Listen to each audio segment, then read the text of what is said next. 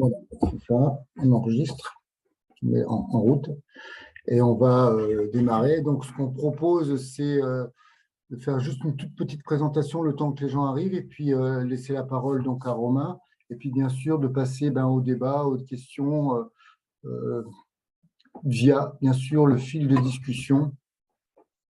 Voilà. Alors, je vais juste mettre un petit truc en partage d'écran. Je ne sais pas que ça partage. Voilà.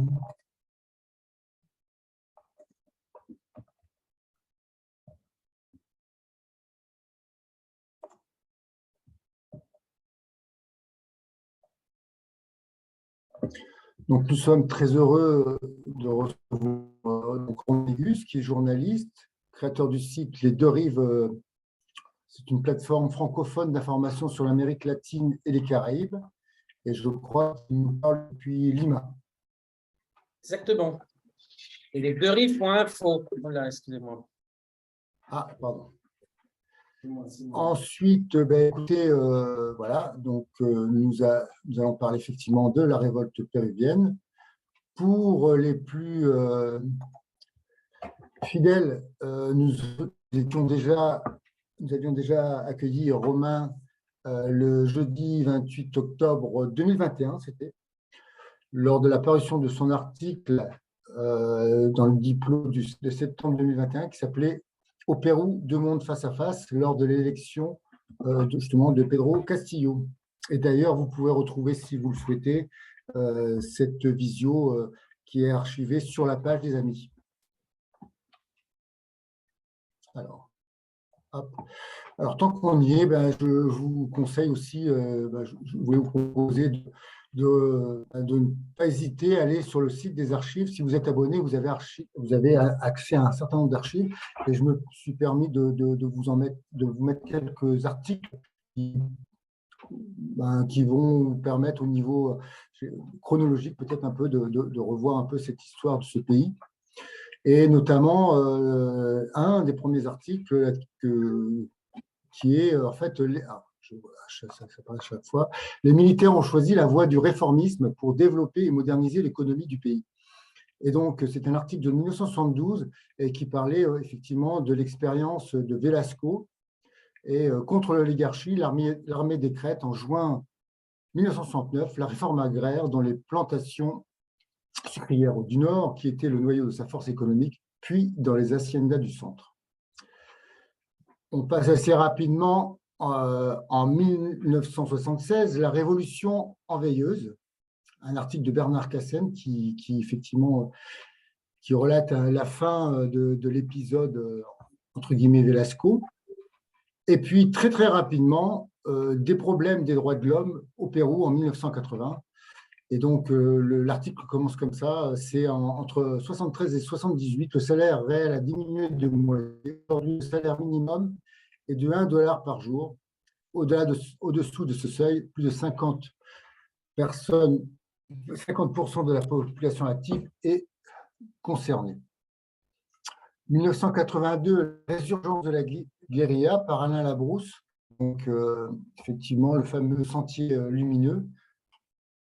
Le dynamitage en chaîne des pylônes conduisant les lignes de haute tension plongé durant 2 longues heures les 5 millions d'habitants de la capitale du Pérou dans une obscurité totale. 10 ans plus tard, le Pérou ajusté, les Péruviens écrasés, un article de Michel Chudovsky, calvaire social mais florissante culture de la drogue. On passe en 2004.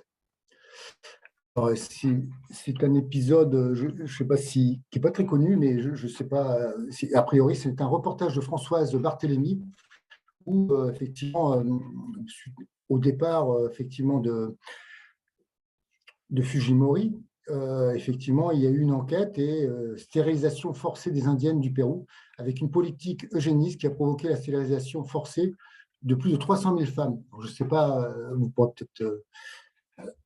Et puis, le dernier, donc en 2011, victoire de Humala Ollanta.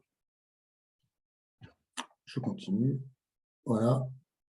Alors, Alors, c'était cet article-là, l'un des derniers articles qui est paru dans le Diplo de 2021, décembre 2021, s'appelle Race, classe et plateau andin par Paul Gilbert, puis avec une très belle photo. On voit des paysans assis sur les pommes des patates. Et puis, avant de vous donner la parole, donc c'était l'un des articles que vous avez écrit en 2021, enfin un des qui s'appelle le tourniquet présidentiel péruvien, où vous dites que les Péruviens éliront leur prochain chef d'État en avril 2021, ce qui est un petit peu précédent. Pour la plupart, sans grand espoir, après une cascade de démissions et de destitutions, 4 présidents se sont succédés à la tête du pays depuis la dernière élection en 2016. Aujourd'hui, c'est 6, 2 ans après. 6.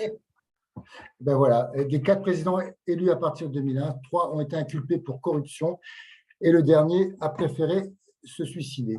Donc, dans ce contexte-là, voilà, je vais vous passer la parole. Dans ce contexte-là, effectivement, la destitution et l'arrestation de Pedro Castillo, vous allez pouvoir nous expliquer cette révolte péruvienne et les origines de ce soulèvement.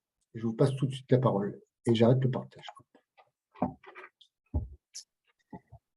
Merci. Déjà, merci à tous d'être présents nombreux, puisque je vois qu'on est quasiment, on est 75, c'est pas mal. Bravo aux amis du monde diplomatique. Merci alors aux amis du monde diplomatique de Rennes et puis aux autres qui ont partagé certainement sur leur réseau. Donc, effectivement, la dernière fois que les amis du Diplo de Rennes m'avaient invité, Castillo venait d'être élu. Il venait à peine d'assumer la présidence. Et pourtant, déjà, les problèmes avaient commencé, puisque dès son élection, avant même qu'il puisse assumer la présidence, l'opposition néolibérale ne lui a pas laissé une minute de répit. Et donc, dans ce laps de temps entre la victoire électorale et puis la prise de fonction, donc c'est-à-dire victoire électorale le 5 juin, prise de fonction le 28 juillet. Donc, il y a eu toute une rhétorique, mais pas seulement qu'une rhétorique, aussi des actes de la part de l'opposition, qui était l'opposition néolibérale, pour essayer de révertir le vote des Péruviens. C'est-à-dire que les meilleurs cabinets d'avocats de Lima ont posé des recours par rapport au pouvoir électoral afin d'annuler des votes, notamment dans le sud rural péruvien et dans les communautés indigènes, donc c'est-à-dire pour essayer de révertir le vote, puisque Pedro Castillo avait gagné de 44 000 voix, donc pas grand-chose. Et dès les premiers instants, il a été empêché de gouverner, c'est-à-dire par un parlement donc, qui est d'opposition, avec lequel il devait négocier, en tout cas avec le centre droit, et le centre-gauche pour essayer de faire avancer ses politiques.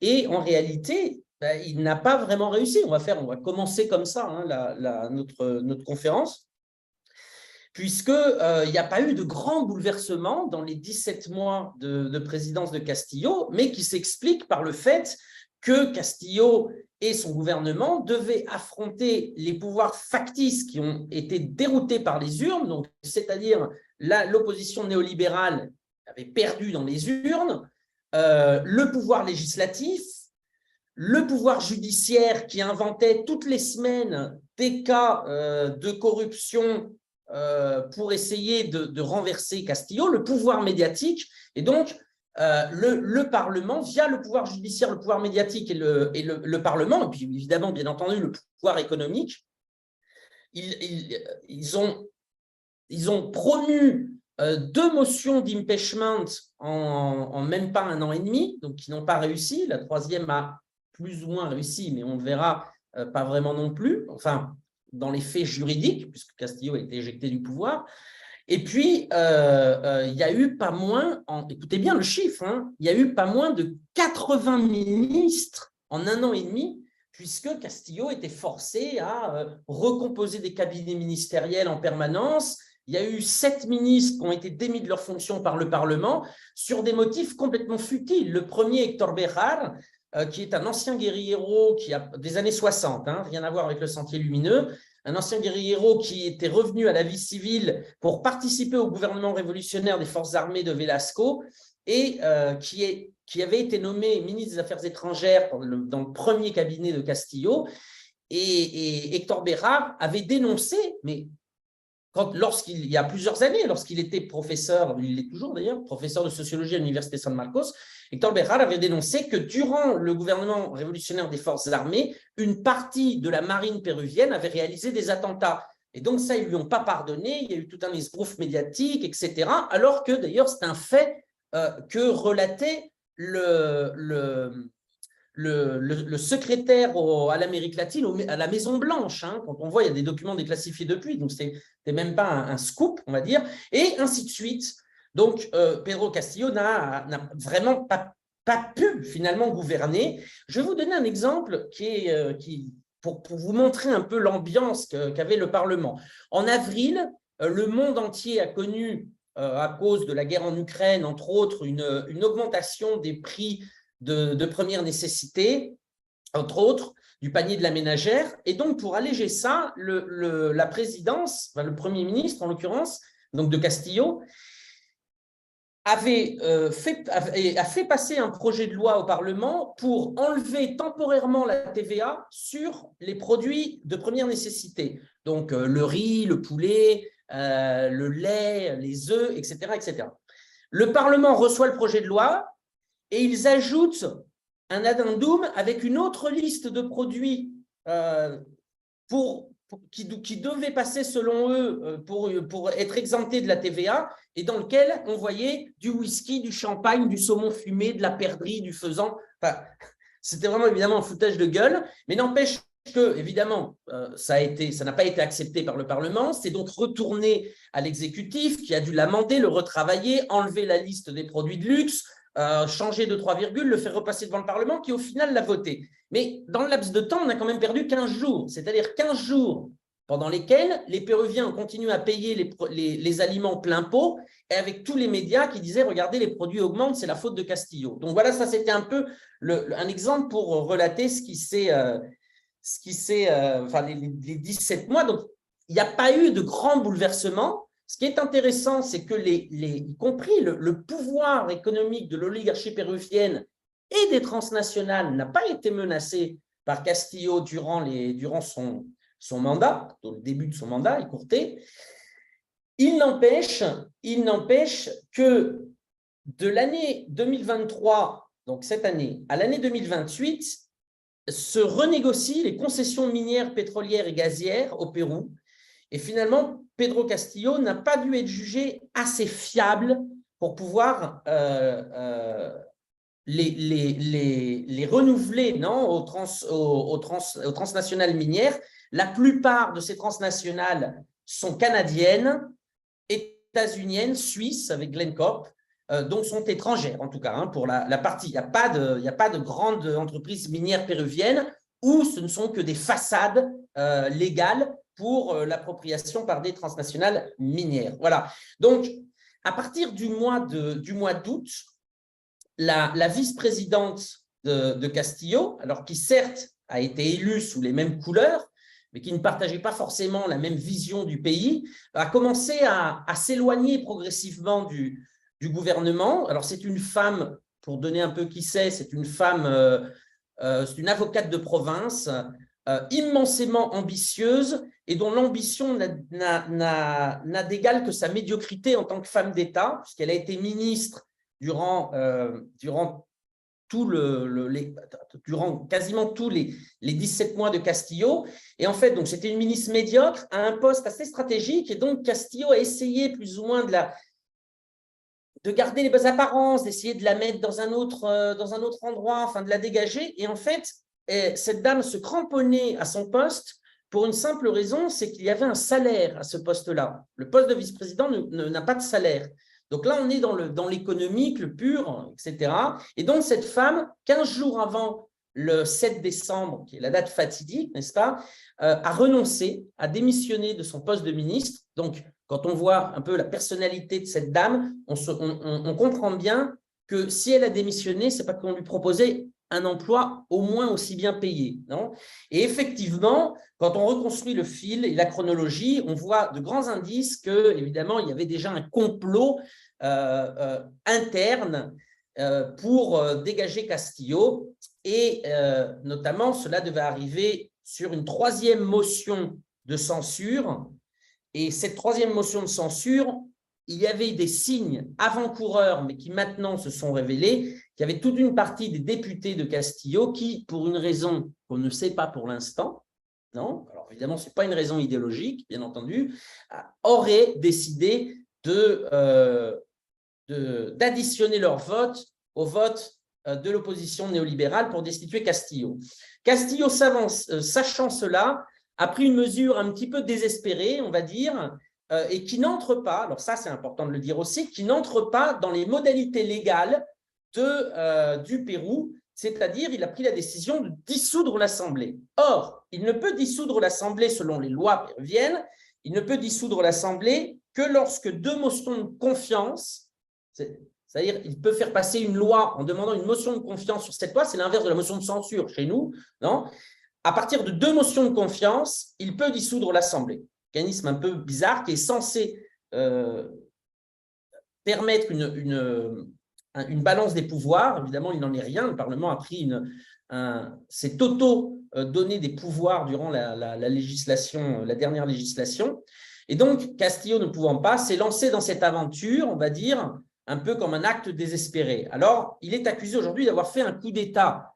Alors, ce qui est assez quand même amusant, c'est que le but de Castillo avait été de dissoudre l'Assemblée pour convoquer à de nouvelles élections. Enfin, moi, je ne connais pas de coup d'État dont le but est de convoquer à de nouvelles élections. Hein, le coup d'État, généralement, c'est par la force et on garde le pouvoir. Donc, évidemment, ça nous aide aussi à comprendre un peu le narratif de l'opposition néolibérale qui aujourd'hui accuse Castillo de rébellion et de coup d'État. Je pense que ça ne tiendra pas et évidemment, ça a une importance et je vais y venir. Donc, ce jour-là, Castillo se lance dans cette entreprise, il n'y arrive pas, il voit qu'il ne va pas y arriver, donc il décide d'aller se réfugier à l'ambassade du Mexique et là, alors qu'il est en fonction, c'est important, alors qu'il est en fonction, il est président élu de la République du Pérou, il est arrêté par la police, mis en examen, en prison et il est destitué que 4 heures plus tard par le Parlement et il est même mal destitué. C'est-à-dire que d'une part, on ne lui a pas donné la possibilité de s'exprimer, de se défendre, etc. Mais en plus, pour une procédure de destitution telle qu'elle a été faite, il faut 105 votes, il n'y en a eu que 104. Voilà. Alors, on a pu voir, par exemple, toute une partie des anciens alliés, enfin des alliés de Castillo au Parlement voter pour sa destitution, notamment une partie de la gauche péruvienne, qui ne va pas sortir indemne de l'épisode Castillo, hein, ça je peux vous le dire d'entrée de jeu. Et donc, pour assurer une continuité du pouvoir, c'est la vice-présidente, donc Dina Boluarte, qui a assumé la présidence de la République du Pérou et qui immédiatement s'est félicitée d'avoir dégagé Castillo et a prêté serment jusqu'en 2026. Alors ça, c'est important parce que comment finalement Castillo est arrivé au pouvoir? Je fais un petit retour, je ne veux pas revenir jusqu'à 500 ans encore qu'on pourrait. Il y a eu deux grands récits qui se sont fracassés au contact de la réalité. Le premier était le récit mythique, on va dire, du capitalisme néolibéral, non, qui est moins d'État possible et ce sera mieux pour tout le monde. Et puis, le deuxième, c'est le récit démocratique qui dit, écoutez, arrêtez de vous plaindre, montez un parti sans financement, ce n'est pas facile, faites campagne, sans médias, ce n'est pas facile non plus, et puis, voilà, vous gagnerez le pouvoir. Sauf que, miracle au Pérou, ça a marché et Castillo a été élu. Pourquoi a-t-il été élu? Parce que le récit du mythe économique a volé en éclats avec la pandémie du Covid. Avec la pandémie du Covid, les Péruviens se sont rendus compte qu'ils n'avaient pas accès aux soins, qu'il n'y avait qu'un médiocre et très faible tissu de santé publique qui ne fonctionnait pas, et même les cliniques privées n'assumaient pas les soins durant la pandémie. Et donc, ça a été vécu comme un traumatisme au Pérou. Le Pérou est le pays au monde où il y a eu le plus de morts par habitant. Et donc, ça a été vécu comme un véritable traumatisme et de dire, ben non, c'est pas possible, c'est pas possible. Et pourquoi? Qu'est-ce qui a été remis en question? Eh ben, ni plus ni moins que la constitution issue de la dictature de Fujimori en 1992, ou en 1993, approbation de cette nouvelle constitution, qui est un calque de la constitution de Pinochet au Chili, en pire. C'est-à-dire que dans la constitution péruvienne, il est bien mentionné que l'État ne peut pas être un acteur économique. C'est la fameuse concurrence libre et non faussée, surtout non faussée pour le coup, élevée dans le marbre de la charte première, de la Constitution. Et donc, ça n'a pas résisté, puisque les Péruviens ont dit, mais attendez, il faut bien qu'il y ait un État qui nous assure à la fois de l'éducation, de la santé, des routes, etc., puisque l'État péruvien est totalement absent d'à peu près 60% du territoire. Et donc, le récit démocratique, on a pu le voir aussi avec les gens qui nous disaient, mais attendez, nous, on a voté pour Castillo, et on veut que Castillo termine son mandat. Mon vote à moi, de province, mon vote de paysan, mon vote d'indigène, vaudrait moins que le vote de ces gens de Lima. Et donc, assez vite, il y a eu des manifestations qui se sont mises en place dans le sud du pays d'abord. Bon, à Lima, c'était très faible, mais dans le sud du pays, et notamment dans la province d'Andahuaylas, qui est la terre natale de Dina Boluarte. Dina Boluarte avait déclaré plusieurs fois dans des meetings de Castillo, donc, alors des meetings avec Castillo en tant que comme président, hein, avait dit que si jamais Castillo était destitué du pouvoir, elle s'en irait le lendemain. Donc ça, les gens l'avaient entendu, et pour eux, c'était vraiment la trahison portée à son stade suprême. Et dans un pays aussi catholique et chrétien que le Pérou, personne n'aime Judas, et aujourd'hui, comme le disent les économistes, ce n'est pas moi, c'est The Economist, non, ce n'est pas un journal révolutionnaire, ce n'est pas Granma, ce n'est pas Télésour. Comme le disent The Economist, il y a une semaine, le nom de Dina Boluarte est devenu toxique pour la grande majorité des Péruviens. Hein, c'est quand même fort, hein, c'est The Economist qui titrait ça il y a une semaine. Et effectivement, son nom est devenu toxique parce qu'il est associé, au tout début à la trahison et très rapidement à la mort, à l'assassinat, puisque les premières manifestations ont eu lieu dans sa province, donc sur ses terres natales, et a été réprimée dans le sang. Très vite, il y a eu 6 morts. Et puis, quelques jours plus tard, il y a eu un massacre où l'armée a tiré à balles réelles sur les manifestants à Ayacucho, ajoutant 10 morts de plus, etc., etc. Aujourd'hui, on en est à 65 morts et de nombreux blessés, plusieurs centaines de blessés, la plupart par balles, hein, et la construction d'un État autoritaire. Donc aujourd'hui, 75% des Péruviens veulent la destitution de Dina Boluarte. Cette femme est haïe par le peuple. Haïe par le peuple. Ce qui est intéressant de voir, c'est que les 70-75%, c'est une moyenne. Il y a eu plusieurs sondages, notamment de l'Institut d'études péruviennes qui le place à 75% qui veulent sa destitution. Ipsos le place à 74%. Et Datum le place à 71. Donc là, c'est vraiment une courbe. Hein. C'est pas la photo d'un moment. Là, hein. C'est vraiment, cette femme est haïe par le peuple. Et ça se voit. Ça se voit. L'autre jour, j'ai été faire un check-up dans une clinique privée et le médecin, donc qui n'est pas des classes populaires, comme vous pouvez vous imaginer, médecin dans une clinique privée, alors que j'avais rien dit, je ne sais pas, ça doit être marqué sur mon front. Le médecin m'a parlé dans des termes très proches du peuple, d'ailleurs, de fait qu'on ne pouvait pas soutenir cette dame puisqu'elle était associée à la mort, elle était associée à la trahison. Et effectivement, je pense qu'à l'image des anciens présidents du Pérou, son chemin est la prison dès qu'elle finira son mandat ou peut-être si son mandat est interrompu. Voilà. Ce qu'il y a aussi important de souligner, c'est que quelques jours avant le coup d'État contre Castillo, l'ambassadrice des États-Unis, Lisa Kina, a eu une activité très intense, notamment en visitant des ministères, et notamment le ministère de la Défense, donc, qui a eu évidemment un rôle clé pendant le coup d'État. Et les jours qui ont suivi, elle a continué son activité plus intense que d'habitude en visitant, entre autres, le ministère des Mines. Et là, c'est évidemment clé pour comprendre, non ? Puisque, comme je vous l'ai dit, entre 2023 et 2028, les concessions minières, gazières et pétrolières vont être renégociées. Et Castillo n'était pas jugé assez fiable pour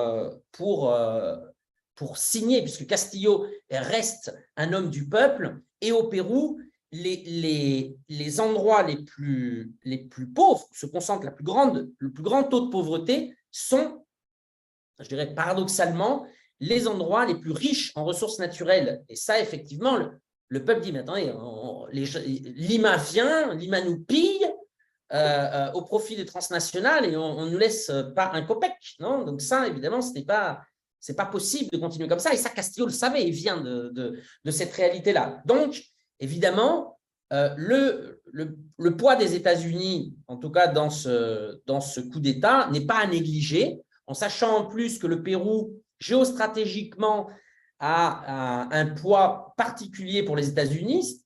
Le Pérou est au cœur de l'Amérique du Sud. Il a 5 frontières dans l'Amérique du Sud. Il y a des frontières avec la Colombie, avec l'Équateur, avec le Brésil, avec la Bolivie, avec le Chili. L'armée des États-Unis a porte ouverte dans 8 bases militaires péruviennes. Il y a un biolaboratoire états-unien dans la jungle vers Iquitos, tel que les biolaboratoires dont nous avons pris connaissance en Ukraine il y a peu. Donc, évidemment, le Pérou représente un intérêt considérable pour les États-Unis, surtout si l'on prend en compte, évidemment, la richesse de son sous-sol dans un contexte géopolitique où la naissance d'un monde multipolaire va crisper les attentions et les demandes, notamment de ressources naturelles. Alors, donc très rapidement, il y a eu des manifestations qui se sont amplifiées, qui se sont arrêtées. Il y a eu une trêve de Noël, non, de 23 décembre jusqu'au 4 janvier. Et le 4 janvier, les manifestations ont repris de plus belle, avec une répression terrible, terrible. Donc là, on compte, comme je vous l'ai dit, 65 morts, plusieurs centaines de blessés, plusieurs dizaines de personnes qui ont été arrêtées sous des motifs complètement fallacieux.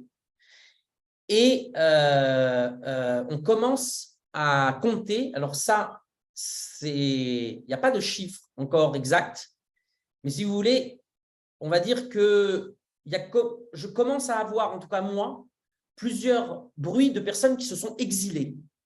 Et donc, je pense que le chiffre doit être assez important de personnes qui ont été persécutées par la police et avant d'être arrêtées, qui ont décidé de partir, de traverser une frontière pour ne pas avoir à subir les assauts d'une justice complètement politisée, d'une justice mafieuse qui finalement est aux ordres de l'oligarchie péruvienne et voire même de la transnationale quand elle n'est pas aux ordres du narco.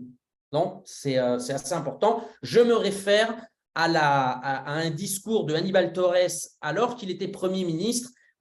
Donc, Aníbal Torres est un grand juriste péruvien, il était ministre de Castillo et durant son mandat comme Premier ministre avait dit « la justice péruvienne est complètement pénétrée par le narcotrafic ». Bon, voilà.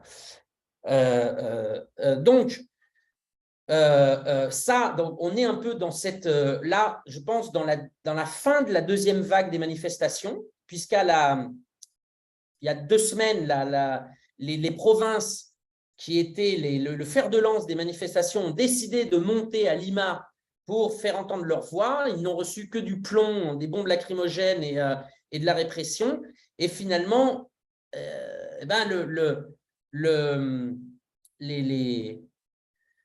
comment on dit, les esprits se sont un peu dilués. Et là, certaines personnes commencent à revenir en province. Donc, il n'est pas à exclure, dans les prochaines semaines, une 3e vague de mobilisation différente, non, puisque la plupart des provinces étaient en grève générale depuis 2 mois, c'est aussi assez difficile de soutenir. Et peut-être qu'il va y avoir une recomposition du mouvement de protestation avec aussi peut-être des visées électorales, puisque là, ce qui est aussi très important à voir, c'est que les gens qui manifestent sont excédés par les institutions péruviennes.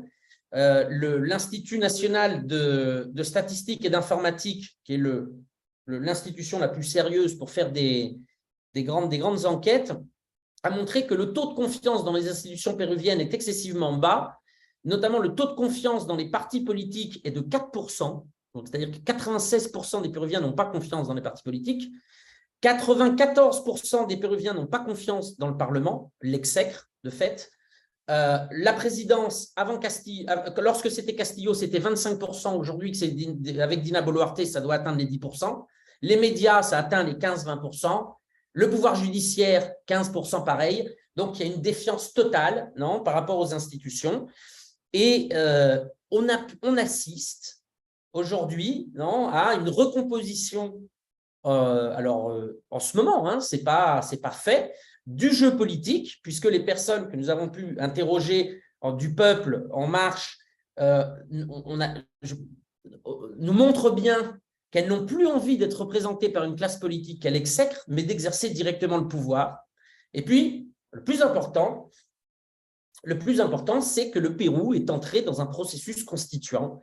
Et donc ça, j'ai pu le voir, l'expérimenter, puisque dès le 4 janvier, avec un collègue, on a dit on va prendre les caméras et on va descendre dans le sud, donc de Lima jusqu'à Puno, à la frontière avec la Bolivie, pour voir et faire un registre de ce qui est en train de se passer. Alors à Puno, on n'a jamais pu y arriver parce qu'on n'avait pas pris conscience de l'intensité des mobilisations et surtout dans le sud rural. C'est-à-dire que toutes les communautés, tous les villages étaient en ébullition et avaient mis des barricades empêchant le passage de voitures, empêchant le passage de absolument tout, des grosses barricades. On ne peut pas les enlever comme ça. Et donc, du coup, on est resté, alors on a continué là jusqu'où on pouvait aller, mais à un moment donné, on ne pouvait plus avancer. Alors, on s'est dit, on va rester 2 jours dans le village. Donc, c'est des petits villages, c'est des villages de 1000 habitants, 800 habitants.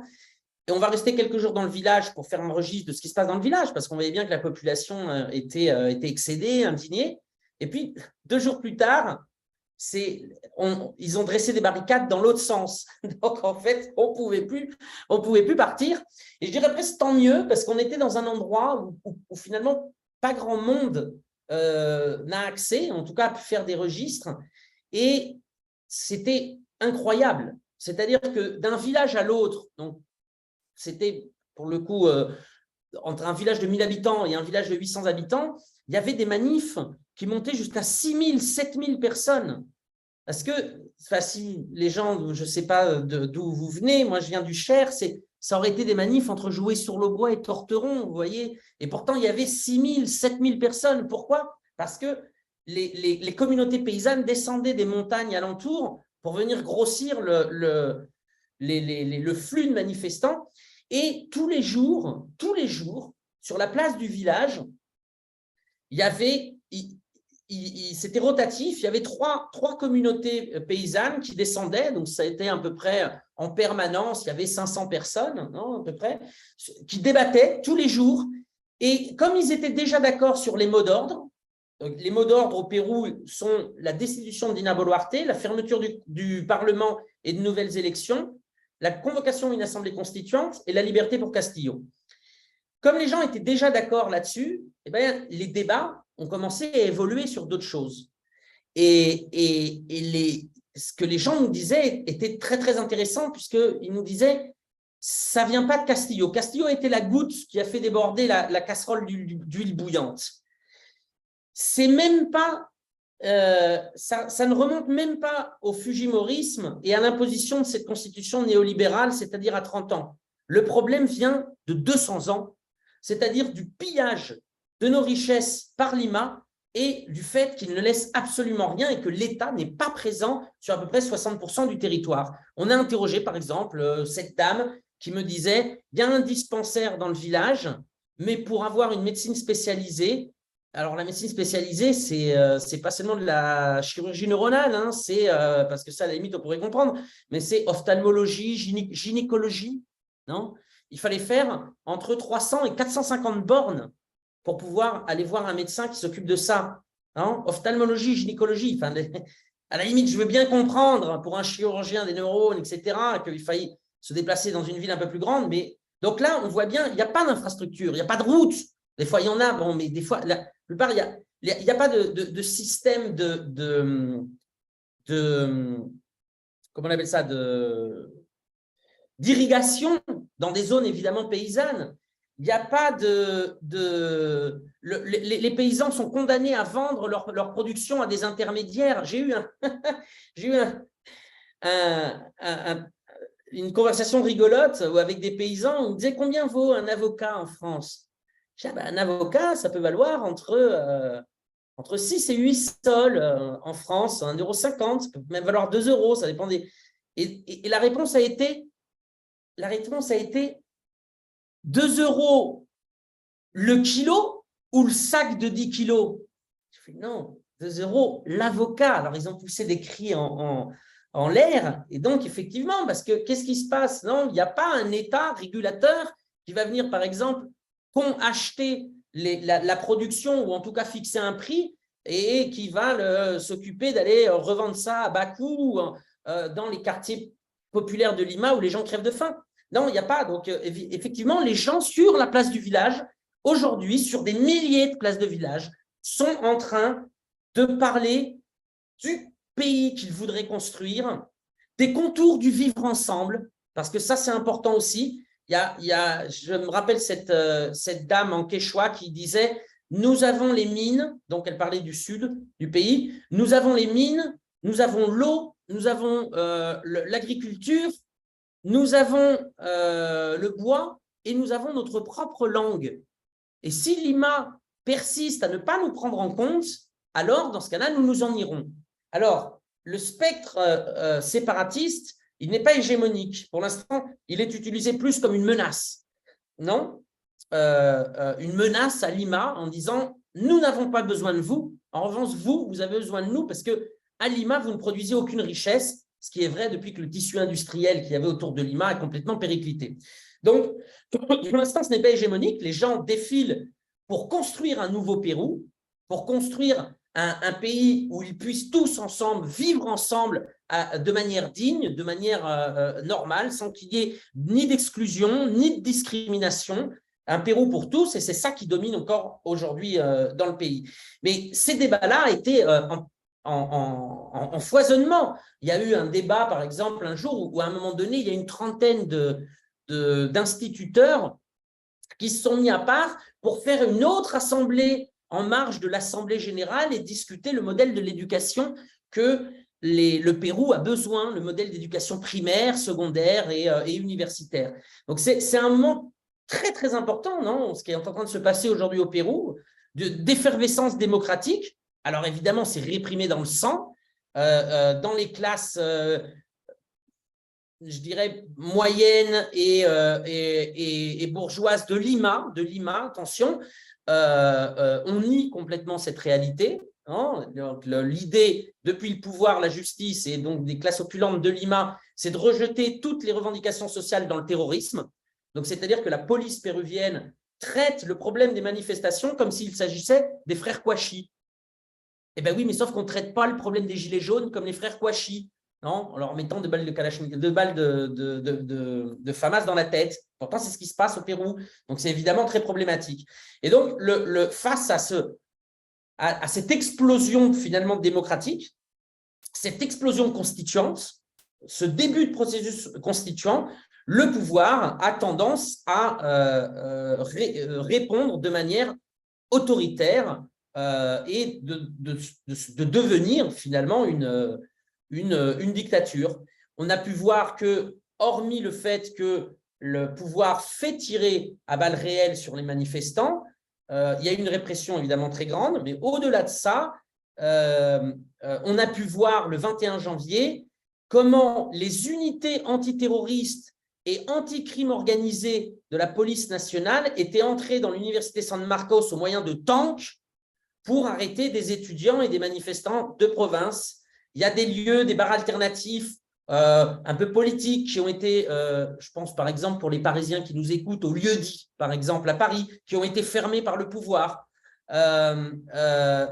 On a pu voir aussi dans des endroits où la police était dépassée par les manifestations, le recours à des chemises noires, à des délinquants payés à la journée pour aller castagner les manifestants, voire leur tirer dessus à balles réelles, comme il s'est passé dans la province de Madre de Dios. Donc, on est là devant la mise en place d'un régime totalement autoritaire, quasiment oublié au niveau de la solidarité internationale, pas forcément régionale, parce que les présidents de la région ne reconnaissent pas Dina Boluarte dans leur grande majorité, à part certains pays de néolibéraux, mais ils sont minoritaires en ce moment. Et donc, finalement, Dina Boluarte est complètement isolée au niveau international. C'est intéressant de voir, par exemple, comment des journaux, comment des médias, comme alors, le New York Times, CNN même, le Washington Post, The Economist, ont fait des articles en tirant un boulet rouge sur Dina Boluarte. Évidemment, ils se mettent à dos la plupart des pays parce que ils sont dans une bulle. Dina Boluarte ne peut plus sortir du palais présidentiel, ou alors sous grande escorte et dans des aéroports militaires. Elle a essayé au tout début d'aller à Cusco. Elle n'a eu son salut. Elle a été sauvée du lynchage par son service d'ordre. Elle a été dans un hôpital à Lima et tout le personnel hospitalier l'a conspuée et insultée. Donc, depuis, elle ne va plus que dans des aéroports militaires, elle ne sort plus. Et donc, finalement, elle n'a pas accès au pays réel, ou elle n'a accès qu'à travers des rapports de renseignement biaisés qui lui montrent que tous les manifestants sont des terroristes en puissance. Et ça, évidemment, ça apporte un problème, puisqu'elle a été raconté que c'est la Bolivie qui fournissait des armes aux manifestants et qui avait tué leurs propres manifestants. Alors, évidemment, lorsqu'elle est passée à l'Organisation des États américains, elle n'a pas fait cette dénonciation. Mais les Boliviens et les autres pays de la région ont bien compris que cette femme est démente et que ce qu'elle raconte n'est pas vrai. Et elle a renvoyé l'ambassadeur du Mexique, qui était titulaire de la présidence pro tempore de l'Alliance du Pacifique, n'est-ce pas? Gustavo Petro a été déclaré persona non grata au Pérou. Donc, elle s'est mise à dos les membres latino-américains de l'Alliance du Pacifique, et notamment, cette alliance devait revenir au Pérou. Et là, il va y avoir quelque chose dans les prochaines semaines qui va être très intéressant, c'est que López Obrador, le président mexicain, a dit « Moi, je ne reconnais pas ce gouvernement. C'est un gouvernement de fait, issu d'un coup d'État. Pourtant, je devais passer la présidence pro tempore de l'Alliance du Pacifique au Pérou. Je ne le ferai pas. Je vais m'en remettre au groupe de Rio. » Donc, le groupe de Rio, c'est tous les pays d'Amérique latine, plus la Caraïbe, afin que nous décidions conjointement à qui doit aller la présidence. Donc là, c'est une énorme bataille diplomatique. Parce que si l'Amérique latine décide de la passer au Chili ou à la Colombie, ça voudra dire qu'ils ne reconnaissent pas la légitimité ni la légalité du régime de Dina Boluarte. Et ça, c'est très important. Pourquoi? Parce qu'elle va commencer à signer durant l'année 2023 des concessions minières, gazières ou pétrolières. Or, si elle n'est pas reconnue légitimement, et il y a déjà une bataille juridique qui s'est engagée pour montrer qu'elle n'est pas légale ni légitime, mais si en plus de ça, il y a une pression diplomatique qui ne la reconnaît pas, alors on peut penser, par exemple, que dans 10 ans, un président patriote péruvien reconvoque les entreprises qui ont signé et leur disent « on va reprendre les concessions ». Ce à quoi les entreprises vont lui dire « certainement pas, nous avons signé la concession il y a 10 ans ». Oui, mais le pouvoir n'était pas légitime. Donc, votre concession, elle vaut que dalle. Votre contrat, il vaut que dalle. Et c'est ça qui est en jeu. Et c'est ça qui fait que dans le New York Times, dans le Washington Post, ça ne soit pas monolithique. Parce qu'on sait très bien que les médias états-uniens sont monolithiques dès qu'il s'agit de défendre les intérêts des États-Unis, comme on l'a pu le voir sur le Venezuela, Cuba, le Nicaragua ou pour le coup d'État en Bolivie, par exemple, n'est-ce pas? Là, je pense qu'il doit y avoir des voix qui anticipent ce facteur-là en disant Castillo il n'a pas touché finalement aux intérêts des transnationales. Il nous faut absolument des nouvelles élections pour avoir un gouvernement légitime sur lequel on ne pourra pas revenir sur les concessions. Parce que dans 10 ans, les États-Unis, dans 10 ans, ce ne sera pas forcément les États-Unis d'aujourd'hui qui sont déjà en déclin. Dans 10 ans, la Chine, l'Inde, la Turquie, l'Afrique du Sud, le Brésil, l'Iran, les puissances moyennes du globe auront pris un pouvoir beaucoup plus important et seront plus à même de faire valoir leurs propres entreprises. Donc, évidemment, je pense qu'il y a aussi ça qui rentre en compte et qui ne joue pas en faveur, évidemment, de cette dame dont le destin manifeste sera évidemment la prison. Quand je ne sais pas. Alors, pour finir sur une touche positive, eh ben, je reviendrai sur ce processus constituant, puisque, rappelez-vous, lorsqu'avait commencé le mouvement des Gilets jaunes, il a commencé sur une augmentation du prix de l'essence pour un impôt écologique, si je ne me trompe pas. Et puis, Macron, au bout de 3 semaines, était revenu sur cet impôt en disant « c'est bon, on a compris, on ne le fait pas ». Et les gens ont continué leur mouvement parce que dans la lutte, dans les rencontres, en France, sur les ronds-points, au Pérou, dans les manifestations, eh bien, les demandes, les gens identifient les problèmes et ne s'arrêtent plus aux premières revendications ou pour le dire d'une autre manière, ils enjolivent les revendications. Et donc là, on est arrivé vraiment dans un processus constituant. Si on regarde l'historique de certains processus constituants, on voit qu'il se passe un temps entre l'explosion sociale et la matérialisation juridique d'une nouvelle charte suprême au moyen d'une Assemblée nationale constituante ou d'une Assemblée populaire constituante. Alors, je mets de côté, bien évidemment, les assemblées constituantes qui se sont fait post-conflit, comme l'Afghanistan en 2004 ou le Népal en 2015. Mais les autres, ça naît d'une explosion sociale. Ce qui allait de soi ne va plus de soi, et il faut ensemble redéfinir de manière la plus consensuelle possible les contours du vivre ensemble et du comment vivre ensemble. Et si on prend par exemple le Venezuela, avec l'explosion sociale initiale, 1989, le Caracazo, la nouvelle constitution, 1999. Si on prend la guerre du gaz et la guerre de l'eau en Bolivie, 2001-2003, et la nouvelle constitution, il se passe aussi un petit peu moins de 10 ans.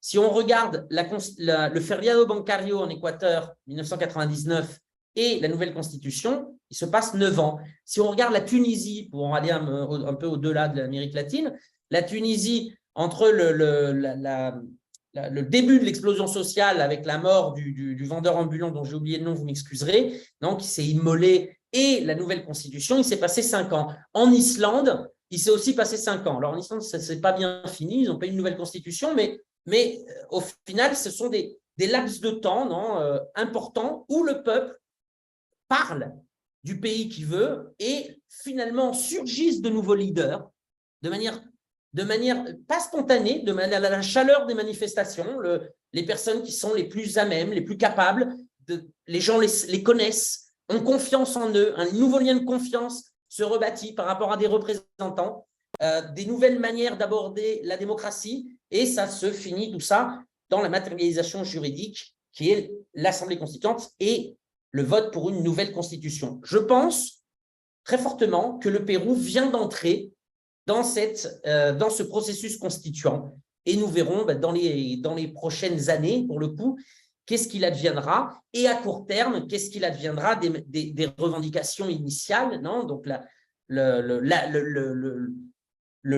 de Boluarte à court terme, les nouvelles élections à court terme aussi, ou à moyen terme, des nouvelles élections qui, pour l'instant, dans un processus constituant où il n'y a pas encore de véritable leader ni de parti politique constitué, pourrait amener une défaite temporaire, ce n'est pas à exclure. Donc voilà, on est dans ce moment-là au Pérou, en ce moment, qui est un moment, à mon sens, plutôt positif.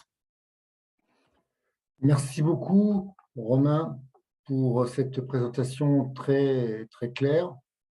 Je propose qu'on passe aux questions. Alors, n'hésitez pas à aller sur le fil de discussion. Alors, je vais en faire plusieurs d'un coup peut-être.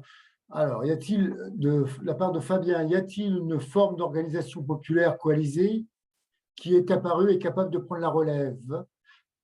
Alors, si j'ai bien compris, Pedro Castillo, au premier tour, a fait 20% à peu près. Oui, au premier Donc, tour, il avait fait 20%. donc, pour avoir la majorité, il a peut-être dû se coaliser avec d'autres partis. Oui, je crois qu'il faut voir ça en dehors Des partis. voilà, des structures constituées. Ce qu'on a pu voir d'ailleurs dans les manifestations, alors on avait pu le voir aussi avant, parce que la victoire de Castillo ne s'explique pas par la mobilisation des syndicats ou des partis politiques. Les syndicats, notamment, avaient pris part pour une autre candidate, pour le coup. Les mouvements sociaux traditionnels, les ONG, l'académie, etc., avaient tous pris part pour une autre candidate qui a fait 7%, alors que Castillo en a fait 20%. Non, Castillo a gagné parce qu'il représentait, déjà c'est un Péruvien comme les autres, on va dire, c'est son slogan de campagne, très bien trouvé aussi, mais c'est vrai. Et Castillo venait de ce monde qui s'est organisé en dehors des structures traditionnelles de la politique péruvienne, c'est-à-dire les ronderos. Les ronderos, ce sont les associations dans les campagnes qui structurent la vie sécuritaire, judiciaire et de développement social dans les campagnes face à l'absence totale de l'État. Ça peut être les fronts de défense des villes, c'est-à-dire ces grandes associations qui regroupent des associations pareil du monde non structuré, non traditionnel de la politique. Associations de mototaxis, associations de vente sur les marchés, associations de paysans, etc., etc. Non, et c'est ce monde-là qui est en ébullition. Ça a été très drôle d'ailleurs de voir comment à Lima, le syndicat, donc la centrale syndicale CGTP, avait appelé à une manifestation. Donc, il y avait des délégations de province qui étaient allées à la réunion de préparation. Et donc, ils se sont trouvés face aux syndicalistes qui leur ont dit, voilà, ça c'est la route, ça c'est les slogans, etc. Et les gens leur ont dit, d'accord, eh bien, ciao, nous on va faire notre manif à côté. Et d'ailleurs, ils l'ont dit en quechua pour bien leur montrer à quel point ils les envoyaient se faire foutre, puisque les dirigeants syndicaux urbains ne parlent évidemment pas quechua.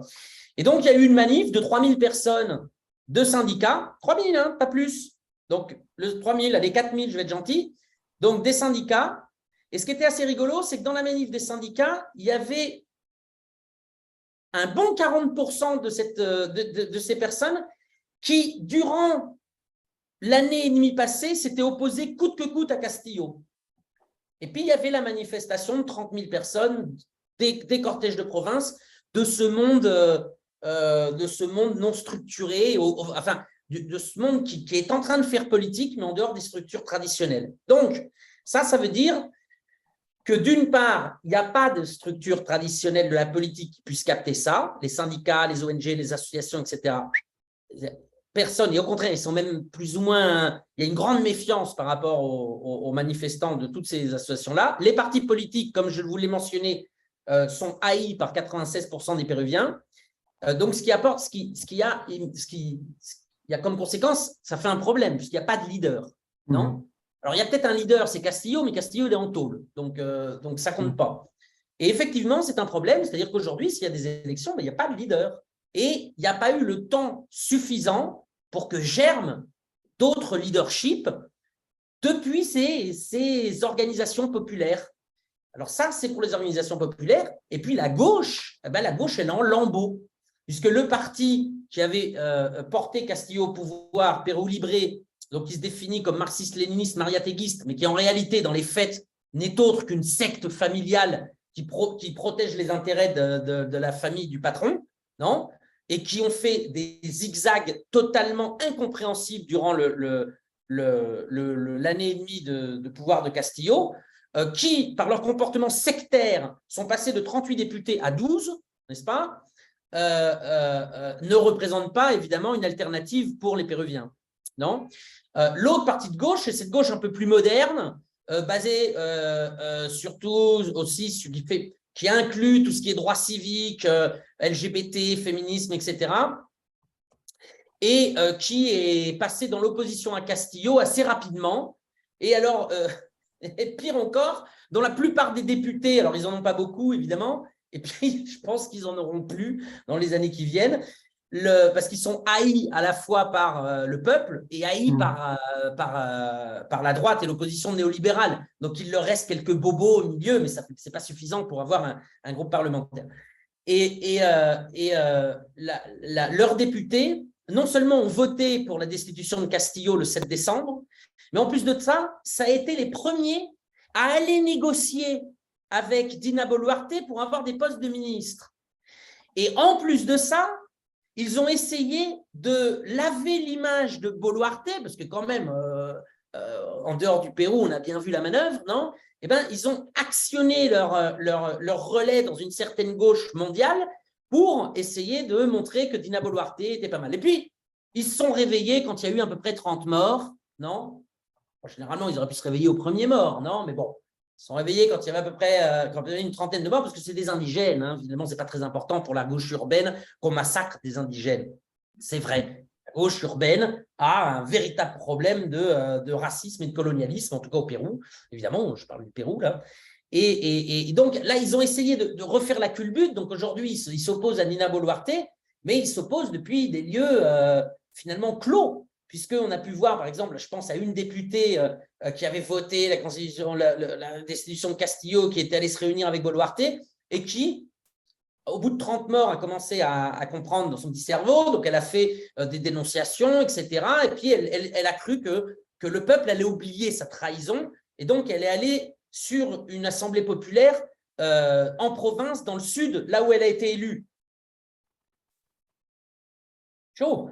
Le peuple a sorti, hein, un coup de pied dans le cul. Hein. Et oui, le peuple n'oublie pas la trahison. Et donc, cette classe politique, ils n'en veulent absolument plus, les zigzags permanents, etc. Donc, il y a un véritable problème, alors que cette gauche, soit la gauche sectaire, soit la gauche postmoderne, ne représente plus les Péruviens, ce n'est pas un mal, ce n'est pas grave. Il va falloir que le peuple organise ses propres systèmes de représentation, sa propre vision, et finalement, comme chaque transformation profonde en Amérique latine, tout du moins, ça ne s'est pas fait par la gauche. La gauche a toujours été minoritaire dans tous les mouvements, hein, que ce soit le Venezuela, l'Équateur, l'Argentine, la Bolivie, et on est plus dans une optique nationale populaire avec certaines contradictions et puis une vision politique claire qui est à la fois sociale et patriotique. Voilà. Donc, pour l'instant, oui, il n'y a pas de leader, mais ça ne veut pas dire qu'il n'y en aura pas. Le Caracazo au Venezuela, c'est 1989, il n'y a pas de leader.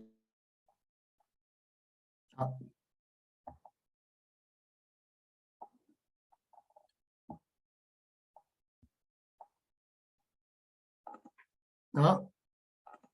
On a un petit souci de... On a un souci de connexion. Misère ouais. Oui, c'est bon, c'est revenu. Oui. Je disais, en Équateur, on a eu à peu près la même chose aussi, où il y a eu en 99 le Feriado Bancario, le soulèvement social, enfin plusieurs milliers d'Équatoriens sont tombés dans la misère, et puis quelques années plus tard, un jeune économiste qui était ministre de l'économie qui sort à la télé en disant « Dans ce carcan, on ne peut rien faire, je propose une nouvelle constitution, votez pour moi ». Bon, c'était Rafael Correa. Donc finalement, l'absence de leader aujourd'hui est une mauvaise nouvelle, certes, sur le temps court, mais sur le temps long, les leaders vont forcément émerger de ces assemblées et de cette réflexion commune, collective qui s'est donnée, dans ce processus constituant qui s'est donné. Et évidemment, on peut voir aussi une espèce de réconciliation ou d'intérêt avec une classe moyenne urbaine de Lima qui, pour des raisons ou une autre, rejoint le mouvement, etc. Là, les lignes politiques, ou plutôt le 7 décembre, a contribué à tracer de nouvelles lignes politiques. D'accord. Alors, on avait qui parle de la situation au Pérou, en France. Alors bon, ça, je ne sais pas si À part Alors, les deux rives, c'est ça, peut-être? alors, qui parle de la situation, lesderives.info. Vous pouvez me suivre sur mes réseaux sociaux, donc @romainmigus, hein, sur Facebook, sur Twitter. Et puis, l'humanité aussi, puisque ils m'ont fait l'honneur de me faire partager leurs colonnes, puisque j'ai écrit 3 articles depuis le début du soulèvement du 7 décembre dans l'humanité. Voilà. Mais effectivement, c'est un problème. Le Pérou n'intéresse pas. Pourtant, c'est très intéressant. Le Pérou n'a jamais vraiment intéressé, en réalité. C'est plutôt toujours depuis 20 ans passé sous silence ce qui se passe au Pérou. Et puis, effectivement, l'actualité chargée aussi entre la guerre en Ukraine et la réforme des retraites, c'est vrai que l'actualité est aussi chargée en France, mais voilà, intéressez-vous toujours à l'Amérique latine parce que ce qui s'y passe, ça c'est toujours important. Je vais le garder pour la conclusion, mais vous me donnez l'occasion d'y revenir. Ce qui se passe en Amérique latine, c'est ce qui va se passer en France. Le système des retraites, non? D'abord l'allongement, et puis ensuite le système de retraite par capitalisation, etc., non? Les fonds de pension, etc. Ça s'est passé en Amérique latine il y a des années. Et c'est un désastre monumental. Le Pérou actuel, c'est la France rêvée de Macron. Donc, c'est intéressant de voir ce qui se passe en Amérique latine parce que ça donne des idées pour le futur. Alors, on va faire une dernière question, puisqu'on a déjà parlé du processus constituant. On a quand même abordé le monde. Alors, il y a 2 questions. Enfin, dans la même question, il y a 2 questions. Il y a le monde indigène andin, qui est qui est particulier, visiblement, et puis les intérêts américains, dont vous avez bien parlé, hein, la doctrine Monroe très offensive, dont parle Patrick. Donc, effectivement, peut-être en dire un mot des 2, la particularité du Pérou, qui a, je crois, un nombre important de personnes qui sont Oui. encore de langues différentes que l'espagnol, qui ne parlent pas espagnol, notamment. Et oui. Au Pérou, il y a 25% des habitants dont la langue maternelle n'est pas l'espagnol, la langue maternelle, non? Et si on rajoute à ça les gens qui parlent une autre langue donc indigène, dans des 42 langues indigènes que compte le Pérou, c'est à peu près un petit peu moins de la moitié, un petit peu plus de 40%. Donc là, évidemment, il y a un problème dans le vivre ensemble, puisque les personnes ne sont pas reconnues, non, ni dans la Constitution, ni dans les faits. Et je veux dire, au-delà de ça, qui est-ce qui est en train de manifester en ce moment? Il y a 2 aspects très importants à prendre en compte. Le premier aspect, c'est la réforme agraire. Donc en 1969, fait par le général Velasco, non, le gouvernement révolutionnaire des forces armées, qui finalement a donné une terre à des personnes qui n'en avaient pas, qui étaient des serfs, non, jusqu'alors, qui travaillaient donc 5 jours par semaine pour le propriétaire, gratuitement pour le propriétaire de l'hacienda, et les 2 jours qui restent, à faire pousser les trucs pour pouvoir subsister. Non, donc c'est du servage. Et le fait qu'ils aient des terres a démocratisé le fait que la plupart de ces gens, donc, qui étaient analphabètes, donc les paysans plus les indigènes, évidemment, qui ne parlaient pas espagnol, n'ont accédé à la citoyenneté qu'en 1979. Non, on ne parle pas d'un siècle avant, c'est tout récent. C'est tout récent. Et donc, qui manifeste en ce moment? C'est les enfants et les petits-enfants de la réforme agraire. Castillo est l'exemple type de l'enfant de la réforme agraire. Ses parents, que j'ai eu l'occasion de rencontrer, sont analphabètes, sont des vieux paysans qui vivent dans un endroit ultra reculé où l'État n'a pas accès, ne veut pas avoir accès, il est complètement oublié.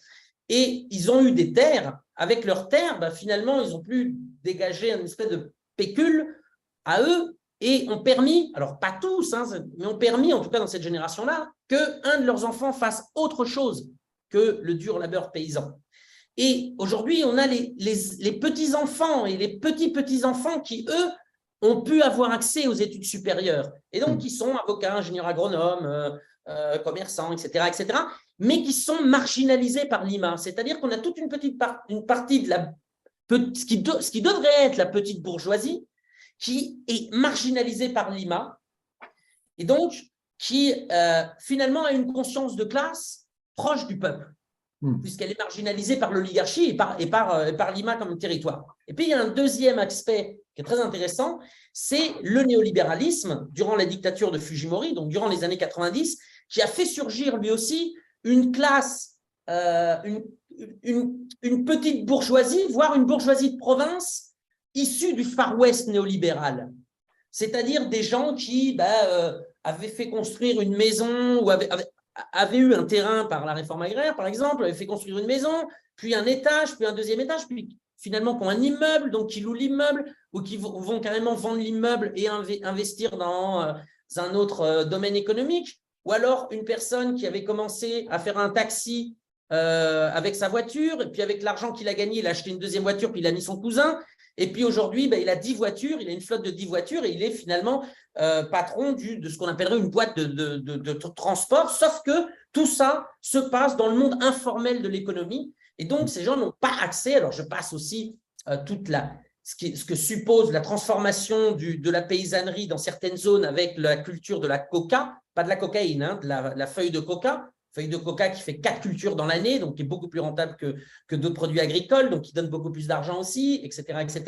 Il y a aussi tout un secteur de mines illégales, non, qui sont réelles, hein, bien évidemment, mais mines illégales, ce n'est pas les grands consortiums miniers, hein, ce n'est pas du pillage. Et encore, la mine illégale, au moins, laisse des impôts, laisse des emplois, etc., ce que ne fait pas la grande mine.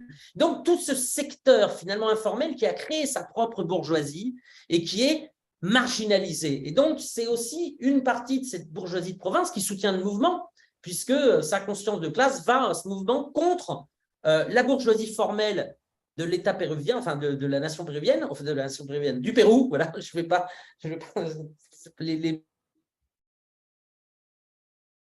Ah. Bon. On a perdu Romain. On a perdu Romain. Écoutez, est-ce qu'il va se reconnecter? Et je pense qu'on va arrêter là. Et puis, il y aura peut-être moyen de... Hop. Ah, reconnexion? Oui, ça avait coupé. Bon. D'accord. Bon, on va peut-être finir par un message un peu, peut-être, allez, enfin, on va dire optimiste, et peut-être est-ce que, je ne sais pas, est-ce que justement ce qui se passe dans les pays allant limitrophes du Pérou va peut-être aider et permettre de soutenir ce mouvement de révolte et ce mouvement de constituante, visiblement, qui a du mal un peu à se faire au Pérou par rapport à... Voilà. Est-ce que l'environnement était plus positif et donc permet quand même, malgré la présence des États-Unis toujours là, mais est-ce que ça permettrait effectivement d'avoir une vision positive? Oui, alors je regarde quand même tu me permettras oui, bien sûr. de regarder les commentaires, donc les questions. Oui, alors effectivement, là, on parle je n'ai pas mentionné effectivement, mais en plus du cuivre, du gaz, des minerais, il y a du lithium et de l'uranium au Pérou, ce qui évidemment rajoute dans l'intérêt des transnationales. Alors voilà, l'Assemblée constituante, comment doit-elle être élue? Il ne faut pas que ce soit des notables, elle doit être tirée au sort, etc. Et au Pérou, ils n'en sont pas là. Et je sais, j'ai fait l'expérience parce qu'avec un petit groupe de copains, on a pensé, nous, à un modèle, non? Justement, avec notamment toute une assemblée qui serait tirée au sort pour définir les contours d'une assemblée constituante, mais l'assemblée constituante… Enfin, on a commencé à divaguer, mais on a établi un petit modèle et on l'a proposé à des gens qui s'intéressaient à la Constitution. On a bien vu, ils n'étaient même pas… Enfin, on leur parlait chinois. C'est-à-dire, mais c'est normal. C'est-à-dire, on n'en est vraiment qu'au début. C'est-à-dire qu'une fois que les thèmes de la constituante seront débattus, seront grouilles, non, en ce moment, il va y avoir le thème de comment faire pour que ça soit la plus démocratique possible et qu'on ne se retrouve pas avec une assemblée de notables ou avec un désastre à la chilienne, par exemple, non? Où la constitution va être finalement in fine décidée par l'extrême droite au Chili. Donc, coup dans l'eau. Ah, là, le Chili changera en 30 ans, peut-être, c'est pas sûr même. Donc, et pour éviter tout ça, il faut étudier toutes les expériences constituantes. Donc, ça viendra dans le débat. Ça, j'ai aucun doute là-dessus. Voilà. Et ben, pour remettre le Pérou dans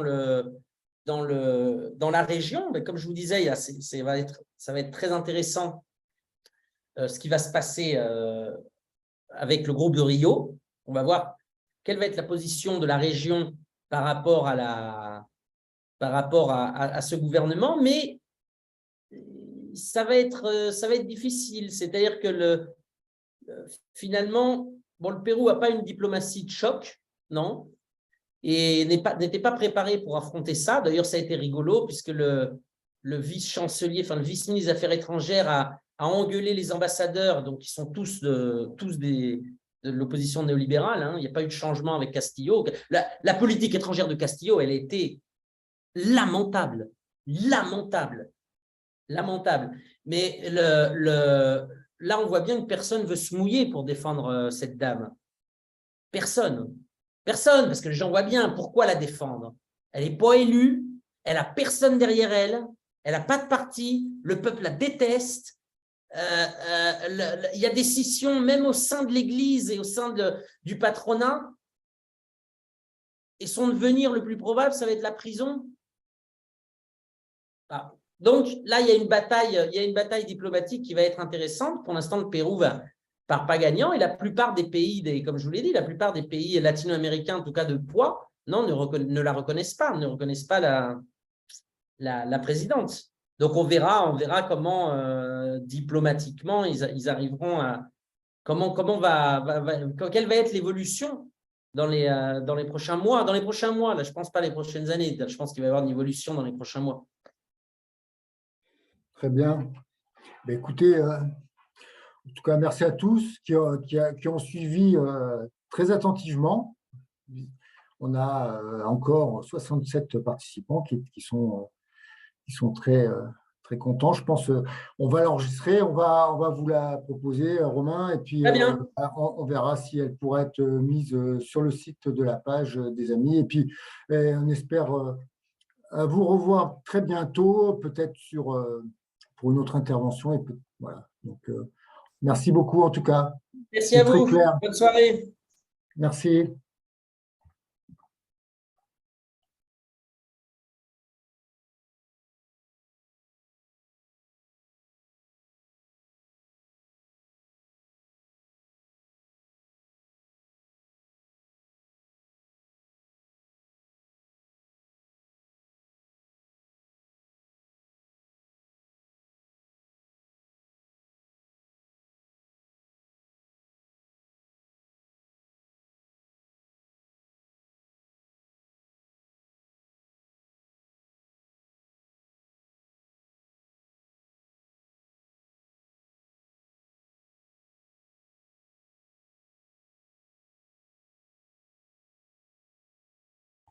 Marianne?